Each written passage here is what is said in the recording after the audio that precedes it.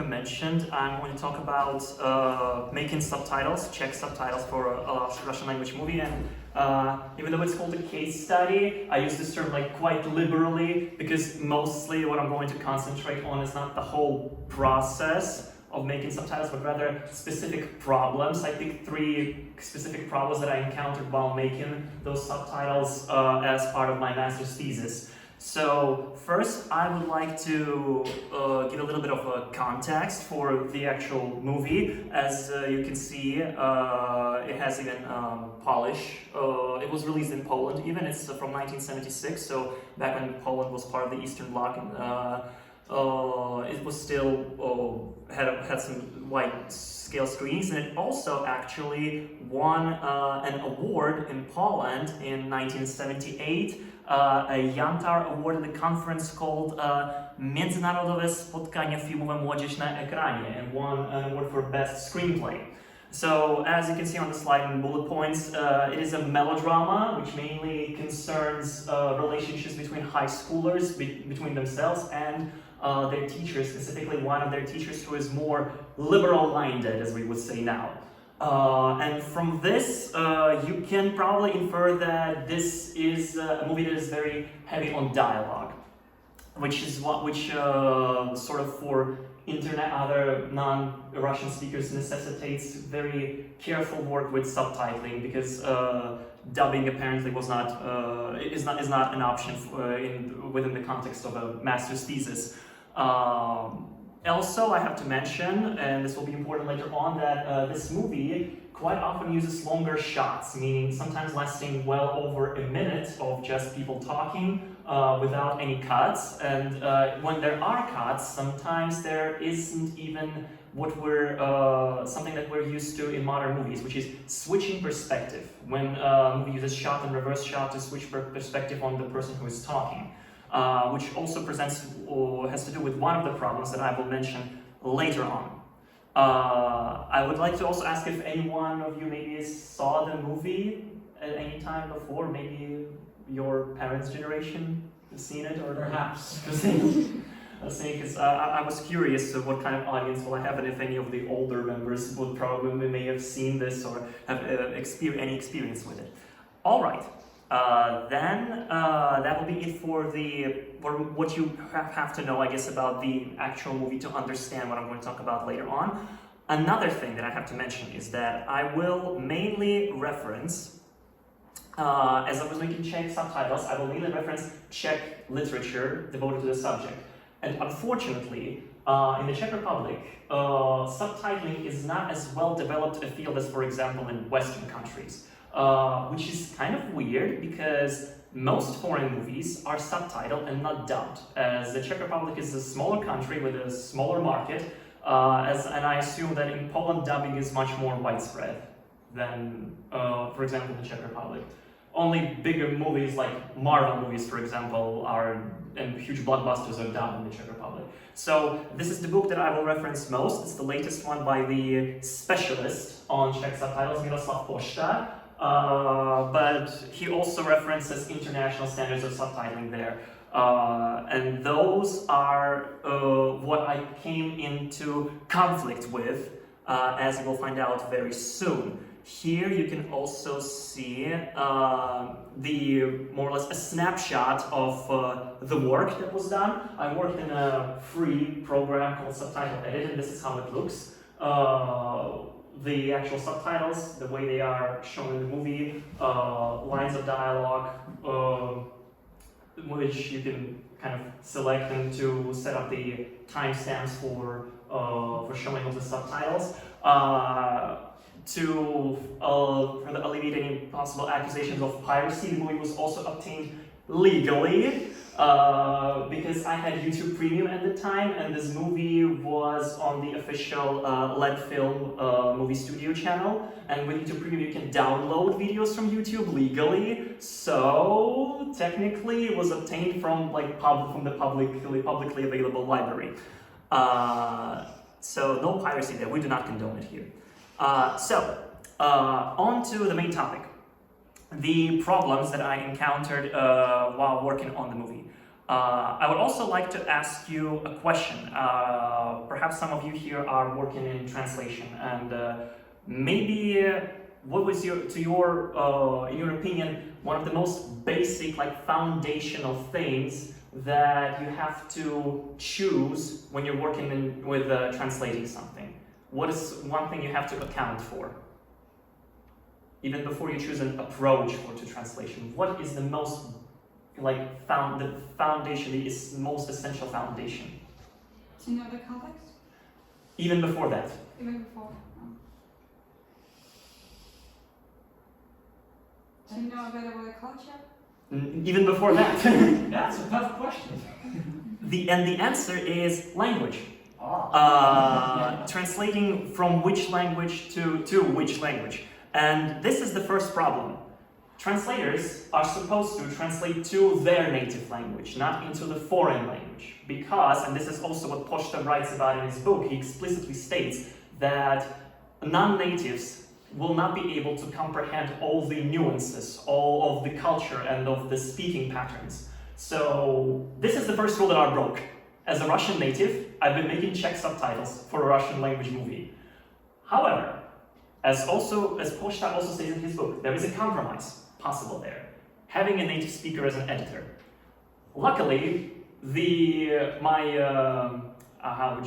supervisor, my academic supervisor, is a native speaker. And there are also a lot of native speakers in the Czech Republic.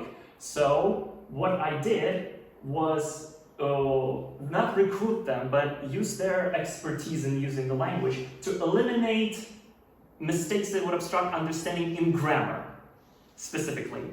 I will not let them, of course, this whole translation was done by me, so I would not let them change anything, but just something that would be something that would obstruct understanding on the grammatical side, like wrong endings for cases. Slavic languages, they're hard sometimes like that. So also the Czech language has the long vowels with like those little things on up top. I mix them up a lot, so this is something that also had to be accounted for. As a result, most of those mistakes were eliminated, but as the review for defense of my thesis came, I found out that there were still mistakes, there was still language interference, but it was not obstructive to understanding of what's going on. And mostly those mistakes had to do with syntax, mostly word order, things that only come with heavy practice. And I've been only speaking Czech for 4 years, so I still have a long way to go. Still, this sort of proves that indeed translating into foreign language is not the optimal or ideal situation, and would require otherwise heavy editing or involvement of a third party here. But this is somewhat easily alleviated. Next thing, and the next problem that I encounter here, and the next rule, so to speak, is the amount of lines that can be shown in a subtitle. Basic recommendations is that subtitles cannot have more than 2 lines of text per subtitle. And they also have to more or less correspond to what the speaker actually says. And here is where I have to switch to another. Where is here it is. To the video, show you an example of where I broke the rule and why. Maybe you can infer just from seeing it. Let's hope that it works properly. I don't have the subtitle file here, or maybe I do. No, I should have here. I should have it here. It should be shown here. And I tried to cut it so that only the actual important bits are shown in the recording, but unfortunately I was not successful. So things once again fail. Is it visible? I think it should be visible.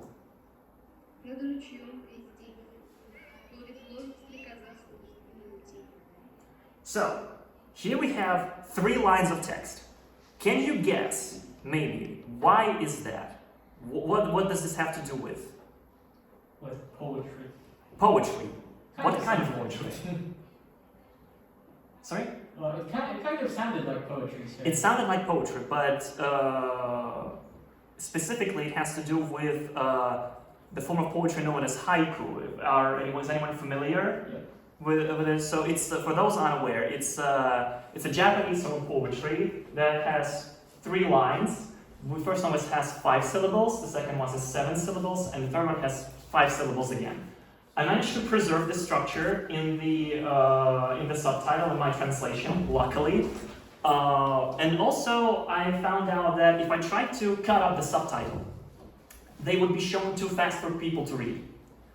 If I tried to combine them, then I would lose what I would call artistic value of this thing. So I decided to break the rule of showing only 2 lines of text to preserve the integrity of the three-line poem. This also has another layer here on the level of storytelling, because the character who was saying this, who was telling this poem, is actually one of the liberal-minded teacher I mentioned before. So I believe that her quoting Japanese poetry would be an important bit of characterization that I would not want for viewers to miss when watching the movie. And I'm betting on most people to sort of recognize there are not many 3-line poetry forms out there, so I expect through pop cultural osmosis or something like that, that they would be able to recognize that, aha, this is Japanese, she must be smart, she knows a lot of, she cares about other cultures, so she's kind of different from other people. So I would like to preserve this, because as we've seen right here, it's demonstrated here, if they would just hear it and they would see line after line after line, it would just sound like text, or maybe just some sort of poetry. But here I would try to emphasize, without adding unnecessary text, that Japanese poetry incoming, that this is something of a very, very far away foreign culture here, which demonstrates the broadness of the character's views. The final problem that I would devote the most time to here, and this is the last one, like I said, the 3 of them, has to do with editing and or cutting. Here, what we have is several things coming together at once. We have the movie's longer shots and sometimes weird editing choices when cutting between people speaking and in a dialogue-heavy movie without changing the perspective. Which I will show you some more successful and unsuccessful examples of trying to accommodate subtitles to it. We have modern one of the studies with regarding eye tracking when watching movies, one of which was published after I actually completed my work and defended the thesis, that show us that people's eyes, when watching movies with subtitles, they first move to the subtitle. So they actually kind of steal the focus of the viewers from the actual scene. So people saw when subtitles are, for example, shown before the cut, if subtitles are shown before the cut, then after the cut, people still move back to the lower part of the screen to read the subtitles again. So they spend less time viewing the scene, perceiving it, understanding it. At the same time, there is a minimum in-time requirement. So in-time is the time when subtitles are shown. And it has to be a minimum of 0.83 seconds. So there is or otherwise it would be too fast to show it for too little time. People would not be able to read it. At the same time, subtitles should not be shown over a cut, as Poshta says in his book, that it's too much visual information for the viewer at once, as he believes. But there are studies that disprove this, and they say that, well, the length of the cuts in movies on average is shortening. People are able to process more visual information now. So perhaps we can show subtitles over the cut. So there is conflicting information here.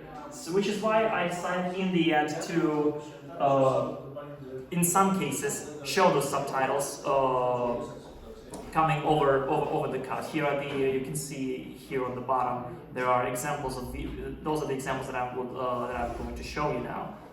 So the first one is a more successful one. So we see in the scene,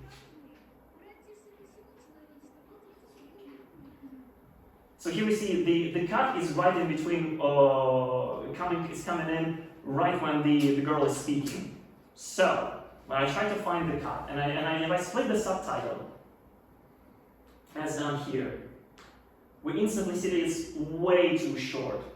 And also here you can see this shows the amount of symbols characters per second. So or the measure of speed of reading. So if I cut it here in the moment of the cut, it will be the first part will be too fast for showing for too little time. People will not be able to read it. But fortunately, if I combine those subtitles and start showing them after the cut, it would be a longer one, but it would be still readable. So, and also since it's shown after the cut, people's eyes would not go back and forth, and they would be able to perceive the scene more accurately. The third example, but not everywhere can this be done. Another example here, another dialogue scene.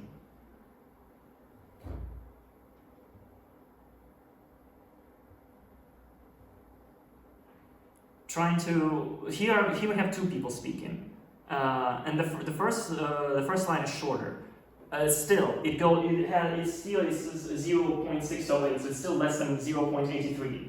So still too fast for people to read. Maybe there are not enough characters in the subtitles, so they may be able to read it, but it's shown for too fast. I would not risk it because there is not enough time in the subtitle is showing. So the only thing that can be done once again is to try and somehow maybe combine them later to also maybe avoid unnecessary pauses between the subtitles being shown. But once again, it's either too fast to read or having to show subtitles over a cut. I don't know if it's in your experience if subtitles being shown over a cut is something that influences your perception of the scene if it's too much visual information all at once. Or if you are comfortable with it now. I think the problem is oftentimes, especially with TV series, as I talked before, many times, especially those who are not professional subtitle writers, whatever the proper name for this profession is, they tend to leave the subtitles lingering on the screen for too long.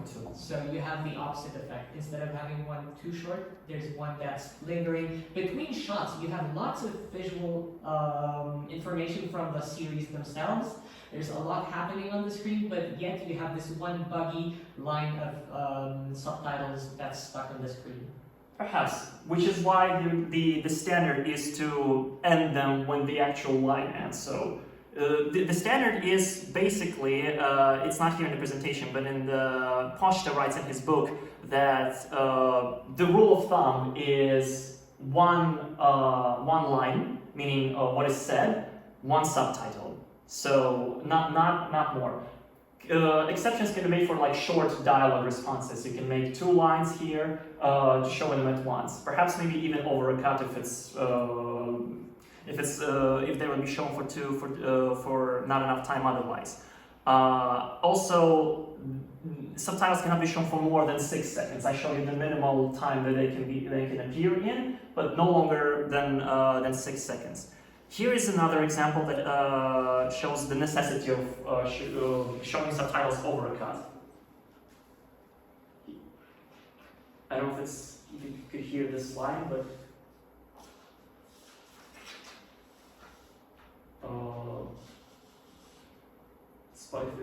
once again, if we split the subtitle over a cut, it's not shown for enough time there.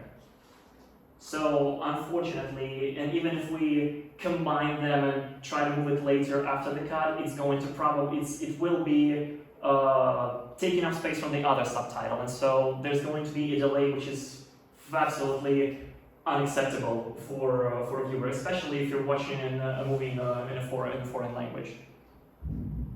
So, and the final example that I would like to show you is the most illustrative, I would think, because it's once again dialogue between 2 characters where the cut is right in the middle of one of the lines. I would try to increase the volume here again. No, the line is here, so.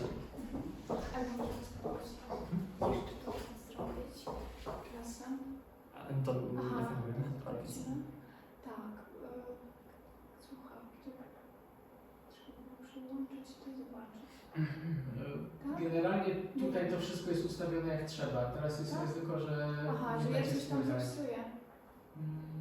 To cofnąć na słuchawki. Znaczy nie, to nie zmienia niczego, to tylko pokazuje pasek regulacji głośności. Ale Także. czasem to pomaga. No. Więc nie wiem, ale spróbować muzykę, tak? Spróbować się. Wiecie, słuchawki pomijać i tak dalej. So yeah, here we see once again, the cut is right in the middle of the line of the older lady. And then the response comes really fast afterwards, which is why it's shown as a double subtitle with two lines from different characters. And if we split them, the first line is shown for way too short of a time, so people would not be able to read it. If we try to prolong it, even if we try to split them so that it would be shown equally, we still show the first line subtitle over a cut. So there is no other way. The editing choices of the movie here are not really comprehensible to me. Maybe this has to do with the so-called Russian editing school, Kuleshov, Vertov, and others. Maybe, I'm not sure.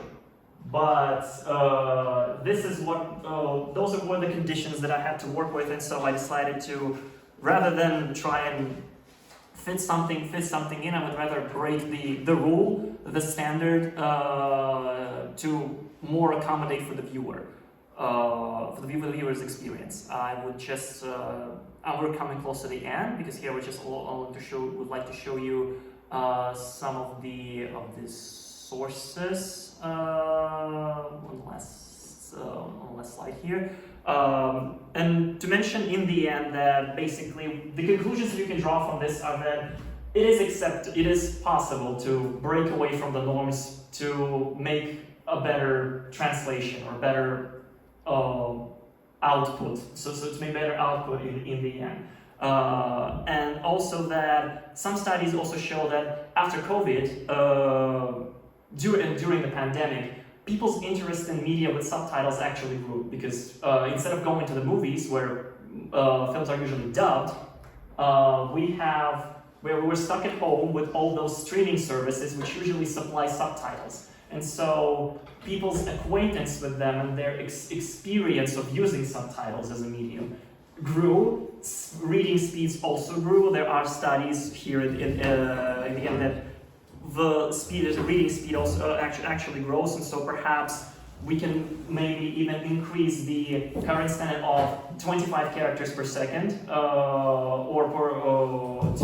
into maybe the average speed of reading move from 25 characters per second to maybe even more, up to 30. This also may have to do with anime, as it's growing in popularity, and usually it is subbed rather than dubbed.